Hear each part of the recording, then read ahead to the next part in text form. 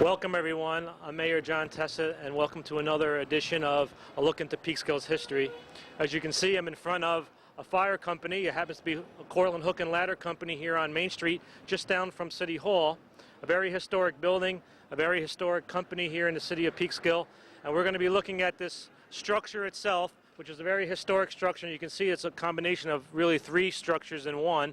The original one being a residence from back in the early 1850s, which we're going to talk about when we go inside, when we meet a couple of the members here. And we're going to also look into, obviously, the history of the company.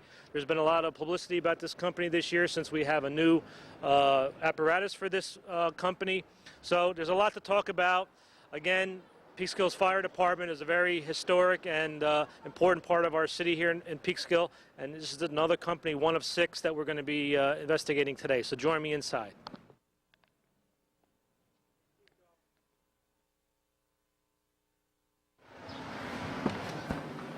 Hi guys, how are you? Mr. Mayor, all right, welcome to the truck. Thank you very much. Thanks for having us. I'm joined by Paul Burns, former captain at least twice of the company. 1991 and 2000. Former president of the company as well. Scott McPherson, present captain of the company, whose family has a large history of this company. Scott, why don't you give us a little background of your family? Well, I had so much I had to actually write it down. Okay. My great-grandfather, Thomas C. McPherson, joined in 1913. My grandfather joined in 1946, and my father joined in 1968. My grandfather was captain in 1955.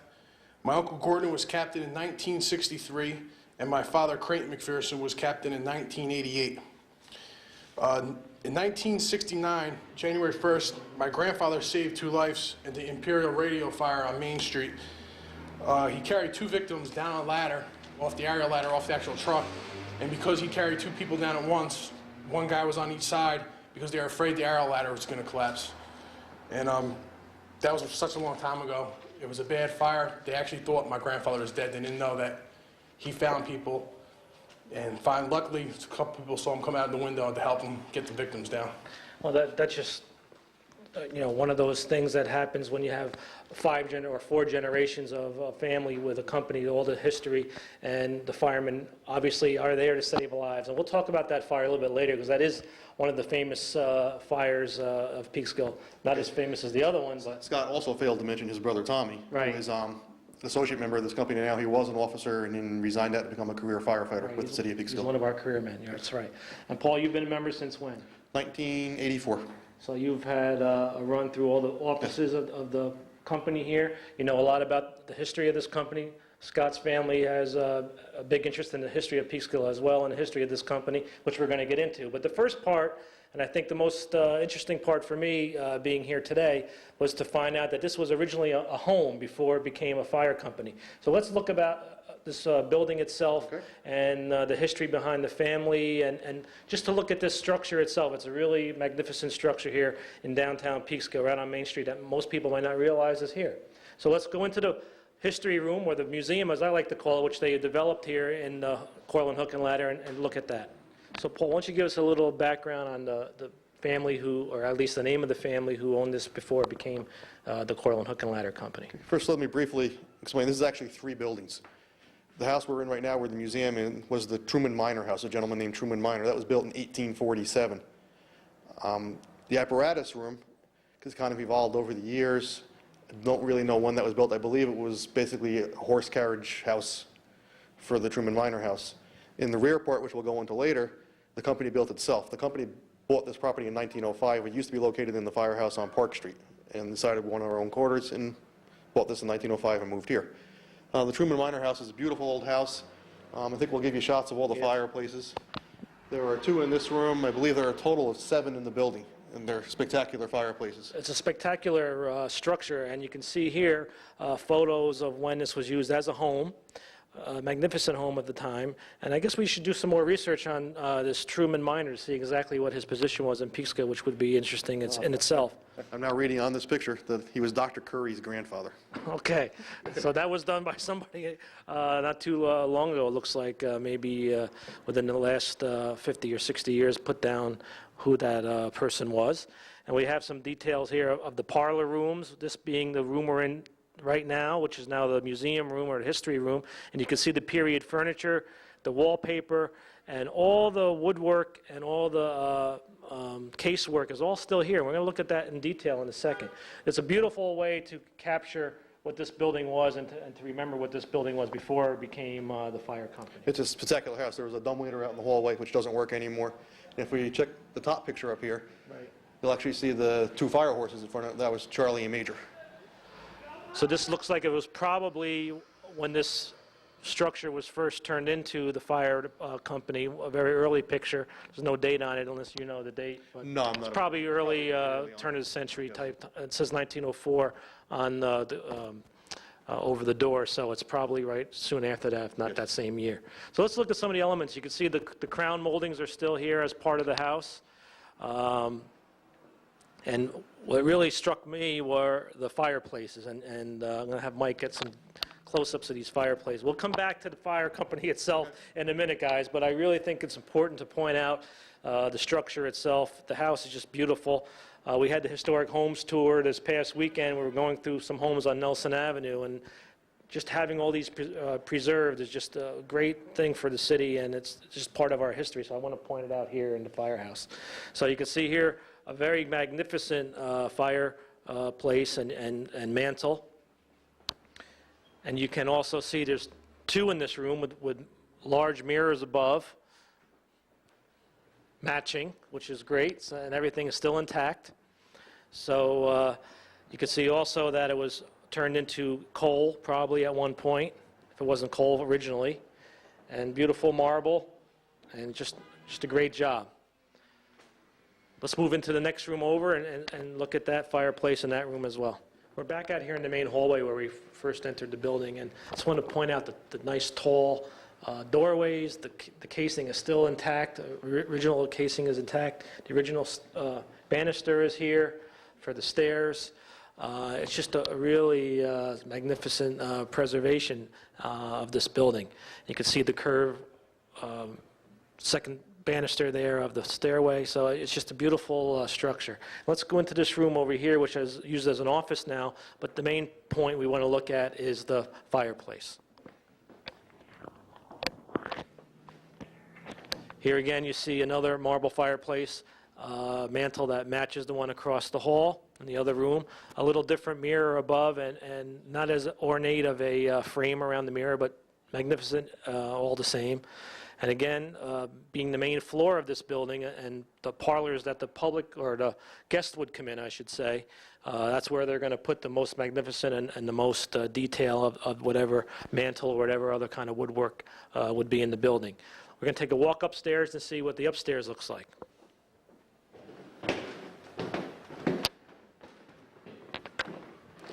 And here we are entering what is the boardroom, I would guess, as it's called up here. And the main reason we came up here, guys, is we want to look at how a house of this period would have treated the second floor, or the upper floors. And if you look at the fireplace, we can see it's not quite as ornate or as fancy as the ones downstairs, being the upstairs, where usually guests would not see. The money was not put into the fireplace surround or even other elements of the second floor. The picture above is interesting, Paul. Yes, that's of John R. Denicky. And I believe he was a merchant, and I believe he lived on the 500 block of Nelson Avenue. Actually, we think that he probably was one of the houses we went in on the tour this weekend, so we're going to look into that a little bit more. Maybe that'll be something we'll bring to you in a future show. But it's a beautiful portrait, beautiful frame, again, just to show how things were preserved here. You guys did a great job over the years of preserving Peekskill's history, and as we find out, the fire department and the various companies within Peekskill are a real good source of the history of our city, and they've done a great job, all of them, in preserving that. So we're going to see that as we go on through this show today. We were actually a fire district before we became Right. a village. So that was the first form of government, was a fire district. So if you want to know the history of Peekskill, if you learn the history of the fire companies and the fire department, you're going to learn a lot about, in general, the history of Peekskill. So let's look around a little bit more, a few other elements here on the second floor, and then we'll get into the actual fire company itself and the history of that. Okay, guys, so we'll walk across the hall to another room, past what looks like to be another original piece of furniture, or at least something that's been here a long time, which is great, into another meeting room. And once again, we see another functional but very basic mantle. Very simple design. It's a little different than the one that was in the boardroom, though. It's a little different, and you can tell that obviously there might have been a mirror above it. It doesn't look like there was originally, but again, just very basic. Even though it has some nice design to it, has some nice features to it, and obviously was converted at one time to coal or hot air, maybe even if there was any ductwork run. But again, another preservation point of this building. It's like I just can't believe every room we go in how much is preserved in the room. Now, probably the one thing that any kid would love to see, probably since you were a kid, Scott, you tried the pole. Yep, I grew up down here, and that was the #1 spot in this firehouse when you were a kid. Too bad I wasn't allowed to go down it, though. Yeah. Well, obviously, for safety reasons and other reasons, I'm sure they kept you away, but it was a tempting sight. We're going to go see it right now. The one thing that all kids dream about when they want to be a fireman when they're young. It's a tight space, but here is what we were just talking about, the pole that would bring the firemen from the upper area here, the kitchen and wherever they would be resting, down to the apparatus room. And you can see it's all the original equipment here, the original cover, the original pole, the brackets that held it. And it's just a wonderful thing. It's the only one we have in the city of Peekskill. No other fire company, no other firehouse has one. And it's just something to behold, to really see it in person. Now we're in the back building that was built, probably the last addition to this building, Paul. Yes, we believe that this was built around 1908. We refer to it as the gym. It's where we hold our company meetings, other functions. We run bingo here, dances, things like that. It's called the gym because it used to be a gymnasium. It was a full-court basketball court. They had other exercise equipment in here. They had body bags, things like that. And it's really a beautiful room. Up above the hung ceiling, it's still an old wainscot ceiling, and the basketball hoops are actually still up above the ceiling. And we were talking earlier, maybe someday the company will decide to restore back to the original, which would be beautiful. And you can see it's a very big open building or room. As you say, you have bingo. I remember you used to have an older style bingo board up there. I remember from when I was younger coming here once in a while. And you have the stage. And this is really where you can fit a lot of people. And we pulled out a few photos here, which I think are interesting to look at, of teams that actually played basketball in this room. Here you see the 1901-02 team, the champions. And it's just a wonderful photo to see what was worn, as well as the hairstyle and everything else from that period. Beautiful picture. I believe they won a tournament up in Liberty, New York. Up in Liberty, New York. We have a friendship with a company in Liberty. Oh, great. That's just a great picture. And let's look at the other one, which is also a wonderful picture. You can see here the Cortlandt H&L Hook and Ladder basketball team from 1902. Again, a wonderful, you can see the painted background I used at a studio somewhere, or at least was brought to a room, maybe even brought here to take the photo. And you can see what the hairstyles were like, as well as the outfits that they wore when they played. Great picture. And you can tell, here we're talking about a basketball and a gym. When we get down to the other room, you told me earlier, we'll point that out, was a bowling alley down there. So you can see how the fire company was the source of all families or members' recreation, as well as his volunteerism for the city.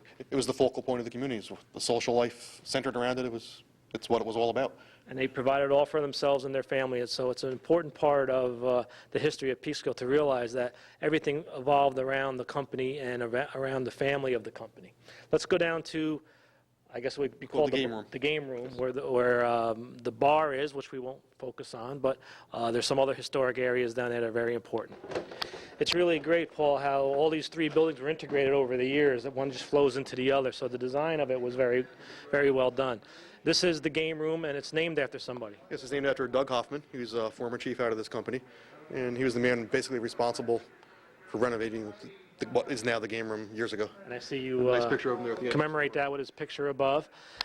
While you bring that up, that he was an ex-chief of the city of Peekskill, how many chiefs or whatever they were called before chiefs came out of this company? We've had 8 chiefs out of this company. What we can do is later we'll go over to the plaque, and we'll show you the plaque where everybody's name is, the most recent chief being Bob Ferris.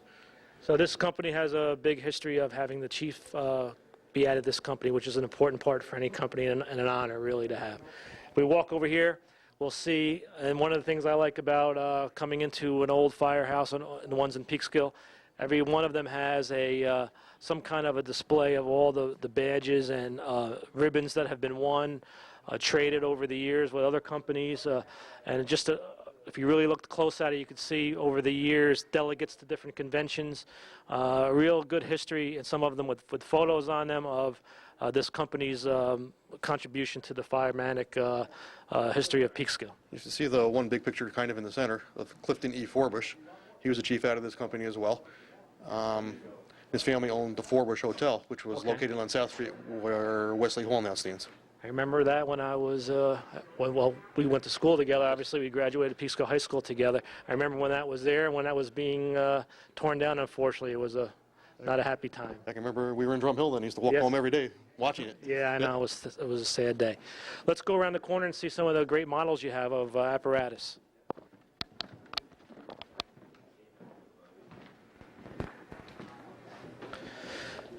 We see here a display of various apparatus from over the years. Can you highlight any of this for us? Okay, I think all but one of these came from the collection of Kennard Robinson. If you remember Robinson's Flower Store, which used to be one block down here on Main Street. The top one we have here was our first motorized apparatus. That went into service on December 15th, 1915. Right. This one is of no significance. It was just something that someone painted up to look like this. The next one down here is our 85-foot aerial, sorry about that, which went into service in May of 1946.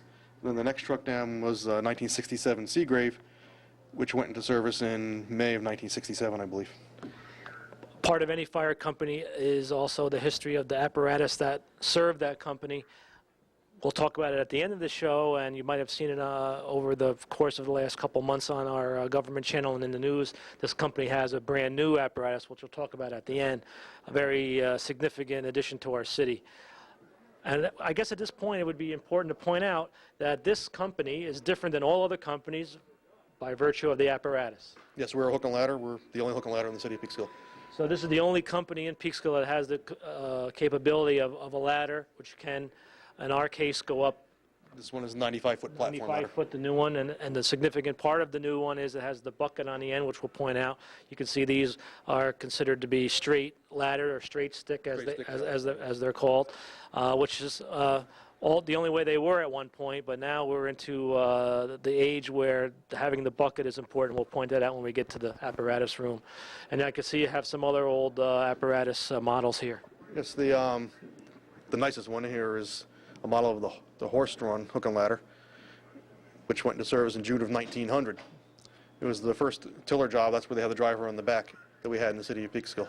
That's a beautiful truck. I wish we still had that someplace, but unfortunately we don't. Yeah, well, you can see how some of the other companies have been able to restore and obtain their old apparatus. This is just a beautiful model in itself. The craftsmanship to create this model in itself is wonderful. It's just great that you even have the model. Currently, I took my wife down to the FDNY museum.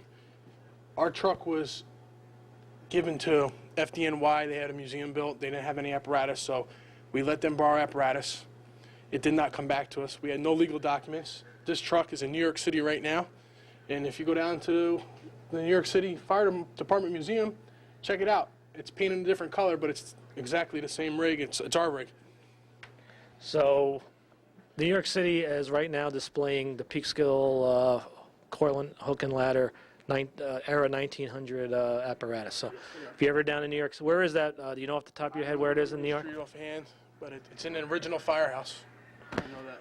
So in your travels, New York City, if you go to the FDNY museum, you can actually look at this full-size original. Let's mosey on out to the apparatus room and look at the historic structures there as well as the new apparatus.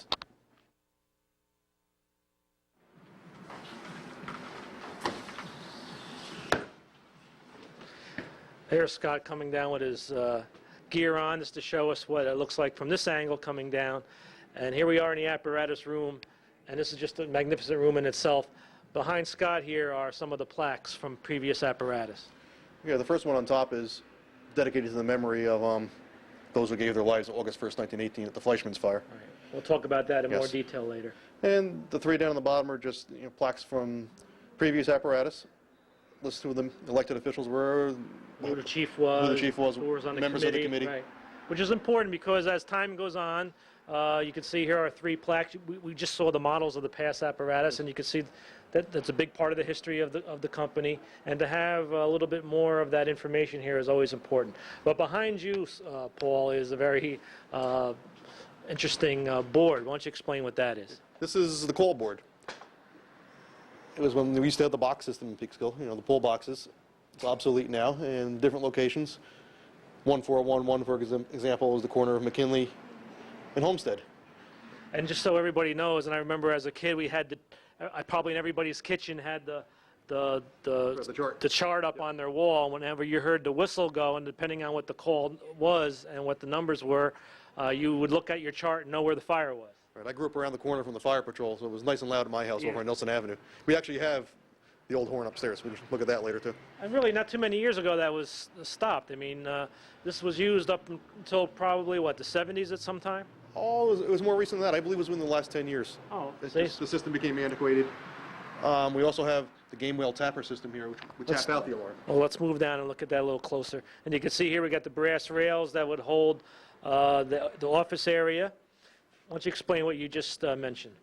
Okay, this system in front of us is a game wheel system. And what it would do is kind of like a ticker tape thing, just like the stock market used to be. Now everything's electronic. And it was a still alarm or a company call. 2 would be Fire Patrol, 3 was Washington Engine, 4 was Columbian Hose, 5 was Columbian Engine, 6 is Centennial Hose, 7 on the fire horn would have been the hook and ladder. So whatever companies might read 2, 4, 7, if that's what the alarm was, or if it was a box alarm, it would be able to read it right on the tape. It would punch holes in it, triangular shaped holes. Okay. And that's how you would count where you were going. So there's a backup system. Obviously, there was 2 ways of finding out what was going on at the time. And also, obviously, when this was first formed, it was a horse-drawn apparatus. Yes. And there were horses housed in here. You said their names were Charlie and Major. You still have the names, their original names placards above up the there windows in front of the above the windows. And then the apparatus is in the way, but if you look closely under here, you could still see the ruts from the wheels of the horse-drawn carriage, which is a great feature to have in here. You can see down here. I don't know if you can get a shot of that, Mike, but that's where the horse-drawn used to sit. And while we're talking about apparatus, let's talk about the new one we have here in the city of Peekskill. This is something we just brought in within the last month and a half. It really has jumped us up to a whole new level of firefighting here in Peekskill. This is a 2002 95-foot E1 platform ladder. We also, for the first time ever in this city, or in this fire department, have a pump on the hook and ladder, and we have hose. We have a 2,000 gallon per minute pump. I was fortunate enough and very proud to serve as chairman of the committee. And You did a great job, by the way. It's a beautiful truck. I think it's probably the most versatile piece of firefighting equipment the city's ever had. We're very pleased with it so far. Fortunately, we've really only used it at 1 structure fire so far, and it was. Well, we always performed hope we don't have to beautifully. use them, but Yes. That's the whole idea. But we have it. The people of Peekskill should feel very confident in our ability to now have this, as well as the bucket on the end. Let's point that out. Okay.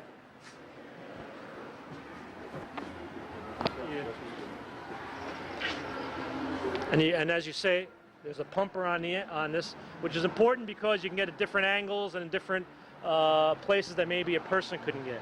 Correct. Let Scott handle what we can do. The idea of the bucket is we have a lot of senior citizens complex in the city of Peekskill, and if we had a fire, it would be very hard to get people down our old straight stick aerial ladder. They brought the truck in, we looked at it, we tried it out, different locations. The idea of the bucket is you can have 3 guys up there at once, standing. It's a lot safer. You can tie in down there. If anybody falls, you can pick them right up. There's 2 doors on each side of the bucket. You open them up, you lift the railing up, you can actually walk. You don't even have to duck underneath it. Regular, just a high flow nozzle on the front. So if we do get a bad fire, another water source. We carry 100 feet of hose up there for a backup. One of the jobs of the Cortlandt hook and ladder is ventilation. Very important. We go up on the roofs and cut holes to let all the heat and gases out. Besides that, I think, excuse me for interrupting, but the safety features on this truck are important. Obviously, having the pumper on the end here, the fireman himself, the firefighter, would not have to hold the hose. That's a safety feature in itself, being high up in the air. We also have stationary oxygen as well up there. Yes, we carry two 4,500 PSI per inch air tanks on the side of that area. We'll show you in a little while. And three guys can breathe off that system for 9 or 10 hours without wearing an air pack up there. So if we got long operations to do up in the bucket, it's a little easier. As you all guys, everybody knows, the firemen wear about 50 or 60 pounds of gear on them. So that saves a lot of weight, not wearing a 20-pound air pack all the time. So we've been able to upgrade the safety of our citizens, but also upgrade the safety of the firefighters themselves, which is always important to us, especially obviously after all the things that have happened in our country over the last year. It's important that our firemen are always safe. Yes, this is one of the safest and by far the best piece of apparatus I think the city has built yet. What we're going to do now, as you can see, we're moving leaps and bounds here in the city in our firefighting. We're going to go now up to the actual museum and talk a little bit more in detail about the history of this company, see some of the wonderful items they've been able to save up there, and talk a little bit about some of the important fires, at least one in particular that we just got through with our annual ceremony about this company and city of Peekskill. So let's go up. Just before we step upstairs to the history room, we wanted to come by and look at these plaques, which point out what? Okay, these were everyone who has served as company foreman, which is now known as captain, as well as chiefs of the Peekskill Fire Department. If we look here, the first gentleman who served as chief out of this company was Stephen D. Horton. He served from 1862 to 1863. Okay. Then we'll come down here to Clifton E. Forbush. We mentioned him earlier with the Forbush Hotel. D. Wiley Travis, he served from 1928 to 1931. George E. Kraft served from 1875 to 1880. David E. Cleveland served from 1941 to 1946. And his son is still an associate member of this company and also was a past captain out of this company. Great. Robert J. Brooks served from 1965 to 1968, and he was also city judge. Oh. And his son, John, is also a past captain out of this company. And Douglas Hoffman served from 1983 to 1984.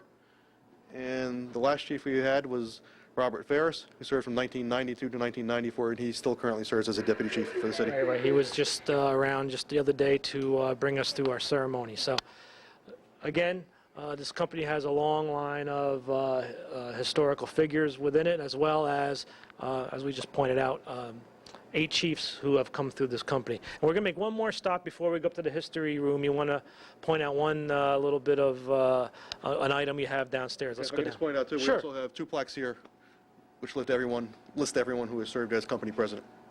Don't want to slight them. They're important to us. Yes, they are. You being one of them yourself, Yes. not too long ago. The company why don't you say tell everybody what the company president really does? The company president runs the company. He's in charge of the company. A lot of places the captain rules the roost, but here the captain has so many other responsibilities.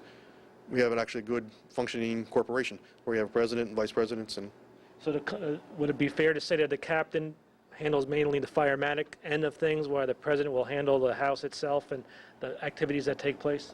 yes, there's a lot of crossover between the two, but that's basically it, yes. Okay. All important figures in any fire company, and without them, obviously, the fire company wouldn't survive, but it wouldn't be able to be as organized and as efficient as it is. Let's make that one last stop downstairs before we hit the history room. We're here in the basement before we head upstairs to the history room again, and it's very important that we point out the original stove is still in this house. We're down here where the original kitchen would have been. The stove built into the wall, and if you go to the Peekskill Museum, you'll see a number of stoves. We pointed that out in our one of our segments last year in the series of shows we did last year.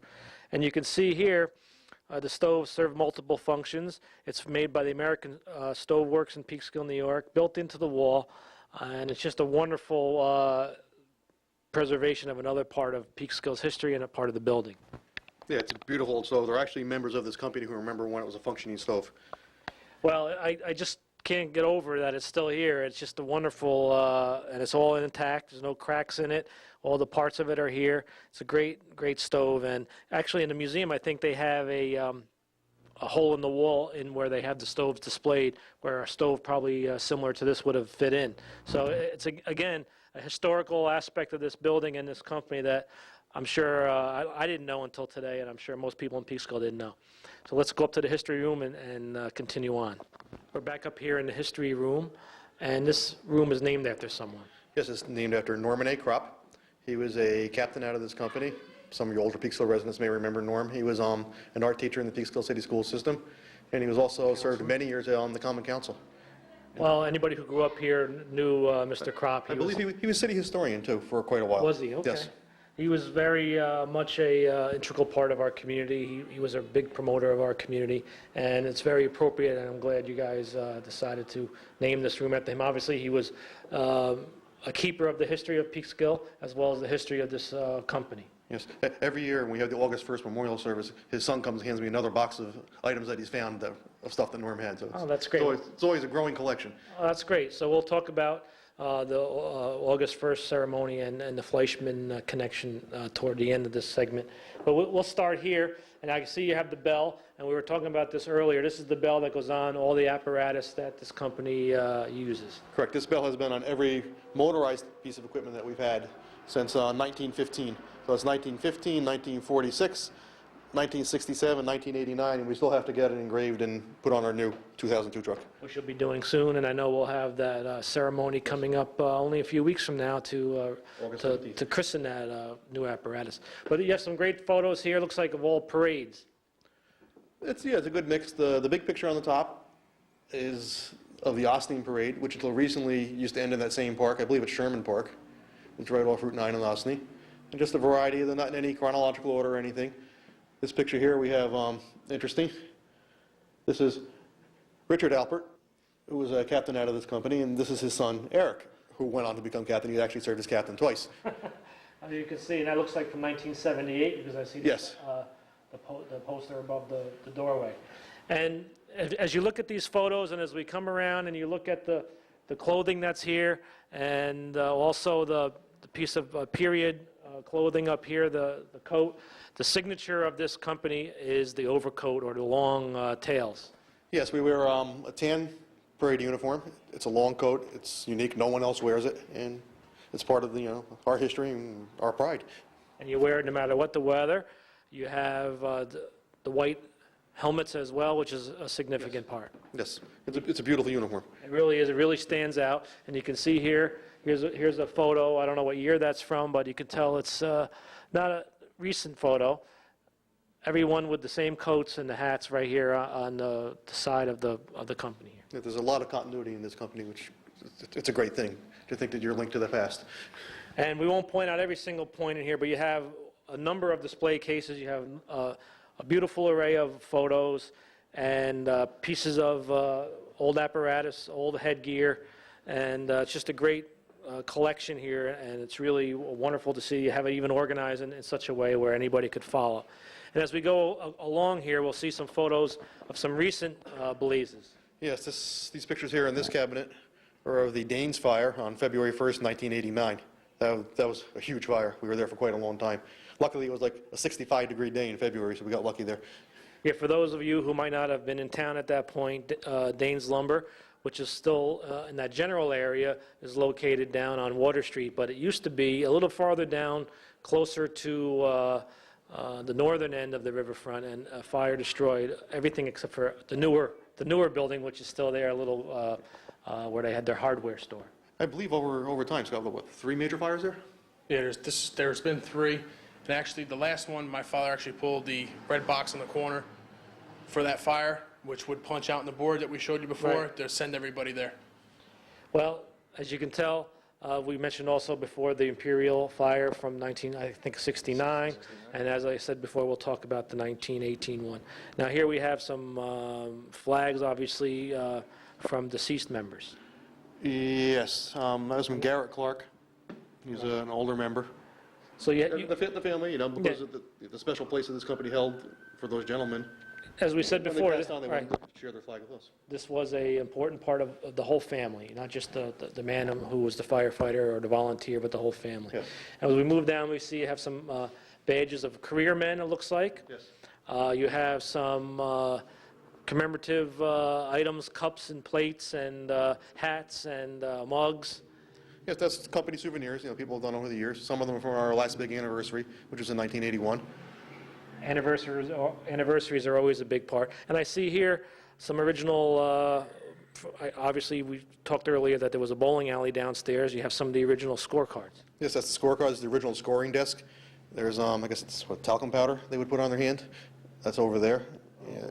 And down to the right on the floor, there were some full-size bowling pins as well as duck pins and the balls that were used. A lot of our members who are around our age actually grew up here and would come down and set pins. Right. That was always, I remember my brother even telling me, we were mentioning before, Assumption School had their own bowling alley. I remember the Washington Engine around the corner used to have one up on the third floor. And just the general public bowling alleys, you had to set the pins by hand, and that was always a job for a young boy to have. Obviously, not there anymore, but it was an important little job to have for somebody to make a little extra money. So as we move down here, we'll see many more photos here of the original house before it was used as a fire company. You can see with the additions on it over the years. Great I don't pictures. know if we can get a shot of this, maybe Mike can later, but this is a picture of the gymnasium before the ceiling was put in with the old wainscot ceiling and the wooden beams. Oh, yeah, you can How see the beautiful that is. span of how big it is up there. That's a great picture. And I like the way it was decorated with all the flags. You can see the patriotism even then. That looks like turn of the century itself. Probably. It's probably actually right around when the building was just built, so it might have been new construction at that point. As we move down, and maybe Mike can get some close-ups of these as we go. Here's the old Park Street Firehouse, which was demolished. Yes, that was torn down, I believe, in the 60s. And what is there now? We all know what is So there. it's James Street parking ramp. The parking ramp. As the song says, tear down Paradise, put up a parking lot. Yep.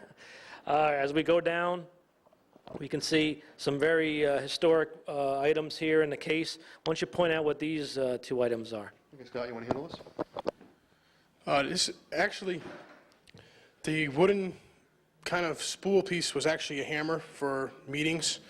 If anybody was being loud at the meeting, gavel basically. Oh, I could use one of those. And basically, if anybody was loud, instead of picking up like the ones they have now, you just pick up the handle and it would just slam down. I recognize the voting box. Voting box, which I believe there's 20 balls inside, and there's 10 red and there's 10 black. And voting on somebody, you pass it around the room, and depending on the colored ball somebody drops in for you, would either mean you were a member or you were denied to be a member. It used to be, unfortunately, the black ball system where there was one black ball. Right. You were not elected, but that's now changed. A white ball signifies yes, the black ball signifies no. That's how it's. So if you only had one black ball, that was enough to be Yes, not. Unfortunately. Which is Luckily, those where times the have term changed. comes from? Black ball. Right. And as we move down here, we will see what looks like glass canisters. These are original fire extinguishers for chimney fires.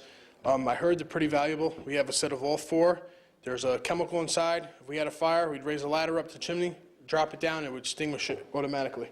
Obviously, in the days of stoves and chimneys and fireplaces that everybody had to use, that was always a problem, I'm sure, that had to be dealt with in a unique way. And this is obviously the first I've ever seen of this type of fire extinguisher. I'm sure there's not too many in existence anymore, so I would think they are valuable, and you have the original case and all, so that's a great thing to have.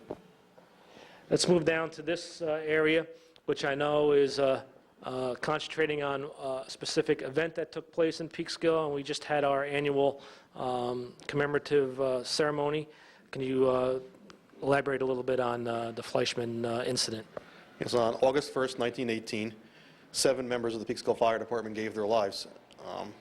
There was quite a blaze. I believe it was the second blaze they'd had in that week at what was the Fleischmann's plant down where Charles Point is now.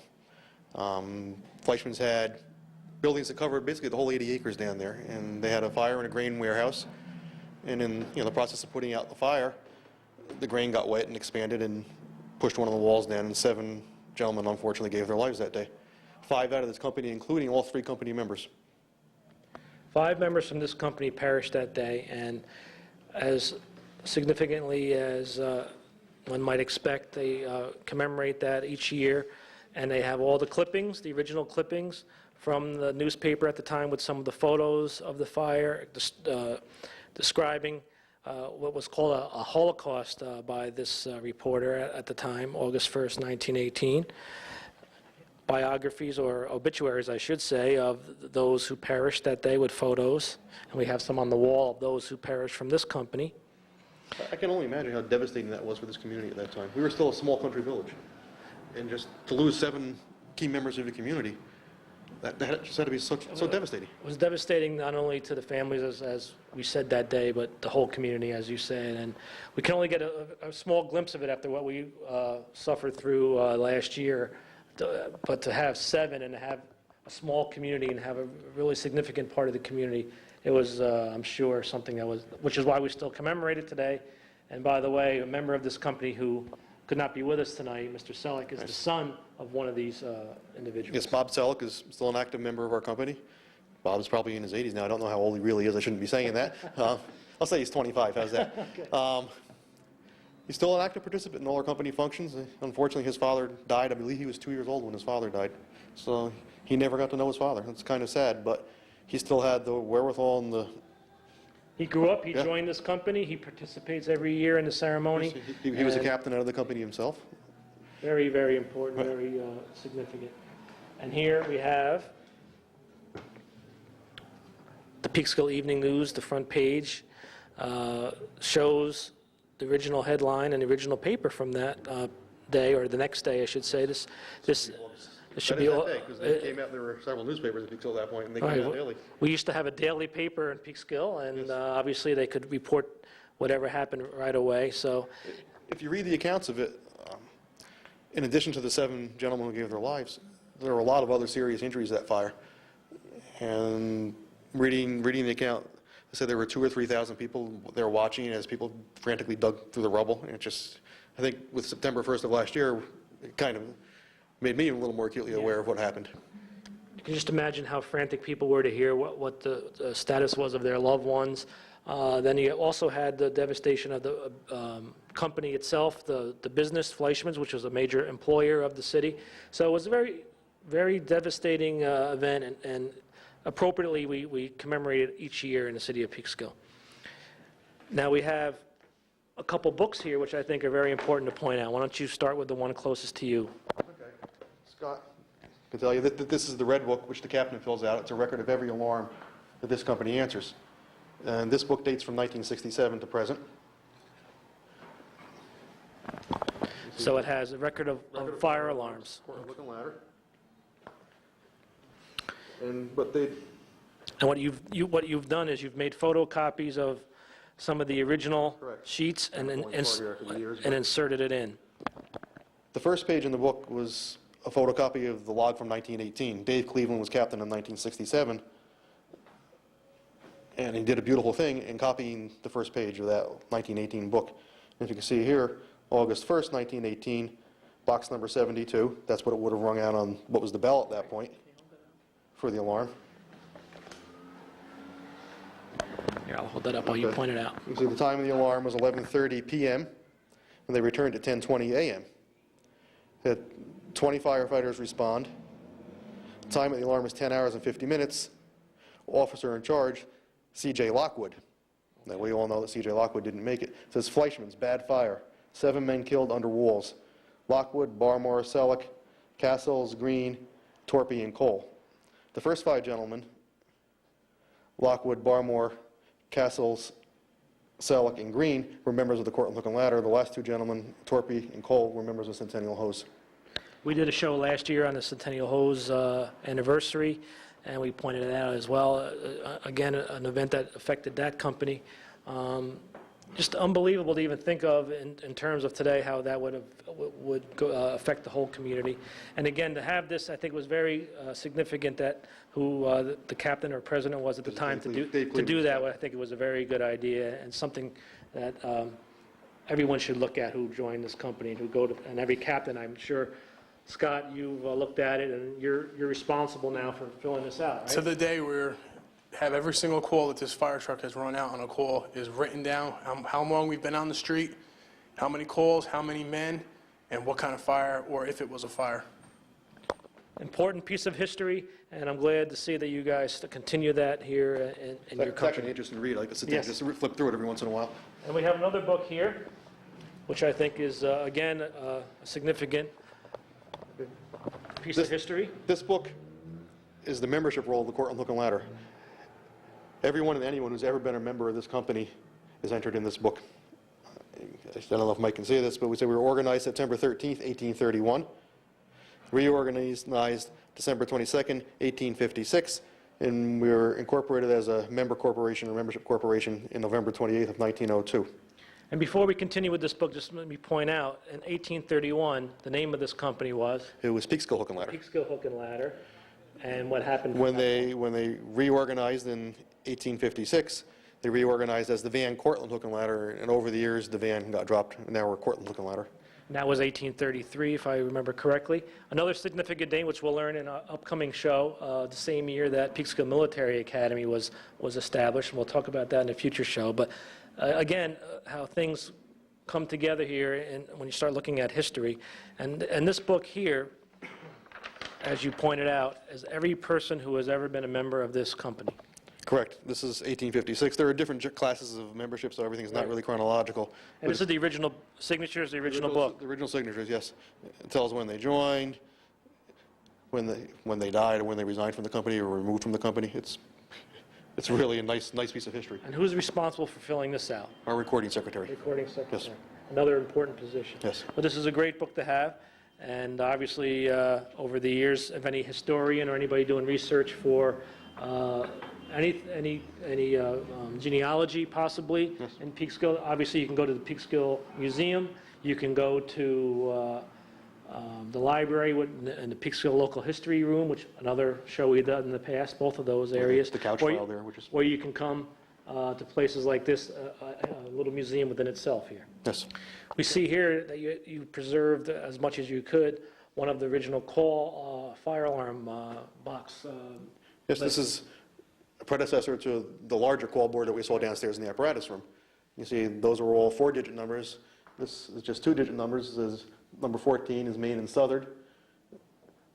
And it tells you where you pick up the keys to the various buildings there. Right. Yeah. So there's I counted only 18 call numbers. So in the whole city of Peekskill, there was only 18 locations that the fire company would go to. And depending on what the number was, it would be here at Water Street and Main Street, Hudson Avenue and Water Street. And as you pointed out, the keys could be found at these various homes or businesses to get into where they had to go to possibly fight a fire. So this is what was the village of Peekskill at the time. Yes. There's no date on this, but it's got to be one of the original ones that were set up. And this would come through a call box, and you saved one of the original call boxes on the wall opposite, call box 1911, Right. 1911. You can see here that you would go to this call box and pull the lever. In this case, you would turn it. You would turn it. Right, you would turn it. And you can see on the bottom there, it does say Gamewell. Remember we mentioned it was the Gamewell system before. And these were, some of these were still in existence and in operation until not too long ago. Yes. I noticed a picture over here I think is very important to point out. I see a number of men with tuxedos on listening in one ear. Can you tell us what this picture is? That was the first transatlantic phone call on January 27th, 1916. And somehow they were privileged to be part of that. I've never seen any history of it or how it happened. And this was set up obviously in the big room, the gym room as you called it, Yes. from that time. And you can see here was a staged event obviously, and the company was in some way, shape, or form invited to participate. Yes, you can see everybody has a tuxedo on. Looks like the tables were set up all really nice and fancy. That's a great photo. It's a great photo. And let's wrap up over here at this area.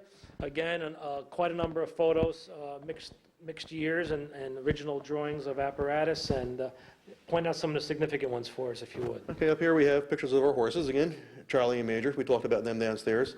And Bob Mitchell on both of them. Bob was career firefighter, and Mitchell brothers were all career firefighters. Had a long history in the Peekskill Fire Department and this company. Some pictures of different apparatus. This wall over here is basically pictures of fires and things like that. So if you looked at these, you could probably get an idea of not only the people who were as part of the company, how the gear has changed, how the equipment has changed, and basically how the apparatus has changed. Yes. So we have a picture of the Depew Opera House fire. That was in the early 1900s. There's a picture of the PMA fire. I believe that was in the 1940s. I'm not 100% certain of that. Some other fires we've had recently. Pictures all on top were a fire we responded to on Christmas Eve, 1989, up in Garrison. It was Okay. cold, cold day. I think it warmed up to 5 below. So the water freezes as you're trying to also deal with the fire and you get coated. What I like about this wall is it doesn't even show what trucks we had. It shows the kind of friendship we have down here. Right. Family. All my friends are out here, the best friends in the world. I grew up down here as a kid. All the guys down here are second fathers to me. It also shows some of the fires that we actually do fight and how dangerous and how bad they can be. It's part of history, and we like to keep it going down here. And you never know when that could happen, and you always have to be ready. You have to be well-trained. You have to keep your training up, which all of you do. And we're all very appreciative and grateful to have you guys here in the city of Peekskill. And I know as long as I'm mayor, I'll do whatever I can. We just got you the new truck, but whatever I can to help you maintain what you need to maintain to preserve the fire department and keep you safe as well as us. And we're at the last case here, Paul, and I see you have a number of different types of light sources and a couple guns in the case. Yes, I guess we'll start top left, Mike. How's that? This first was the light and siren that came off Chief Bob Brooks's car. His family was kind enough to donate it to us. We have a couple of hand lights that were damaged in fires. This was a fire on Depew Street back in 1991, November of 1991, where the house flashed on it. We just all gotten out. Some lanterns. We have parade trumpets that were a gift of the Wiley Travis family. Great. The guns here were actually life guns, where they would shoot lifeline up to someone who was trapped in a window. I can only imagine how it would feel to be standing in a window and have somebody aiming a gun at you. But they would shoot the Right, you line can see, up? yeah, Right, you the can line, see the it, right. line that would pull the line up, be a life gun.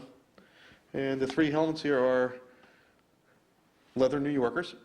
They got taken out of service in the late 1980s. We decided to put them in the museum. Our officers wore those. That's a great addition to the museum. Yes. And I know you had, the governor's father was also a member here. Yes, Lupa Tacky was a captain out of this company and very active participant in all the company's functions. And I can only assume that both of you guys are interested in the history because of your families. I know your father, Paul, is always talking Peekskill history. Yes. He's the one person who writes about it all the time, and I always enjoy reading his columns. He has lived most of it, what he talks about, and I'm sure by growing up around him has gotten your interest in history. Oh, absolutely. You know, it was always fun. We always did things like that. And you know, he just taught us about the whole area. It's Peekskill's activity in the Revolution, things like that. I always it enjoy was always great. talking to him about the history of Peekskill. And Scott, your father and family have always been interested in history. I know your father always talks to me about it. He has books that he saves, and he always has great anecdotes about different events in Peekskill. Yeah, like Paul, ever since I was a kid, you know, even driving in the car down the street, this happened here, this out in this corner, up at the high school. And to tell you the truth, it's a good way to learn, just to drive around and have somebody that knows a lot about the city. The oral history is always great. So let's end up downstairs, and we'll say goodbye there. Well, Paul, thank you very much for having and bringing us around. Thank you. Scott, Thanks, Mayor. I think everybody in Peekskill is going to really appreciate all the information that we were able to bring today. I learned a lot today, and hopefully those who watch the show will learn a little bit more about the Peekskill Fire Department, the Cortlandt Hook and Ladder, and just the general history of Peekskill. So again, Mayor John Testa saying thank you very much for joining me today, and I'll see you in our next episode.